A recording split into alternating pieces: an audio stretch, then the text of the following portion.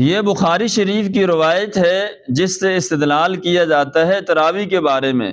یصلی اربعن، یہاں سے معلوم ہوتا ہے کہ 4 رکعت رسالت میں آپ صلی اللہ علیہ وسلم نے پڑھی، تو تراویح تو 2 رکعت ہے۔ آگے جا کے دیکھیں ثم یصلی ثلاثا، پھر آپ نے 3 وتر پڑھے۔ جو حضرات اس حدیث سے استدلال کرتے ہیں وہ تو 1 رکعت وتر پڑھتے ہیں۔ اب سوال یہ ہے یصلی اربعن، یہاں پر یہ نہیں کہ آپ نے جماعت کرائی ہے تراویح کی، یہاں پر ہے آپ نے خود پڑھی، تنہا پڑھی، حالانکہ تراویح مسجد کے اندر پڑھی جاتی ہے۔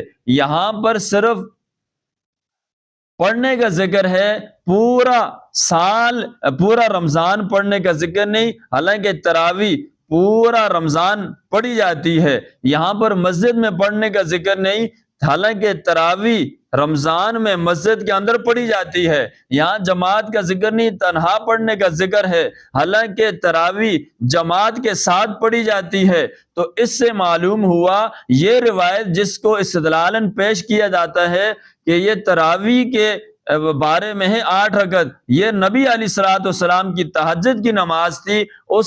وہ کیسے آپ کو پتہ چلا کہ یہ تہجد کی نماز تھی؟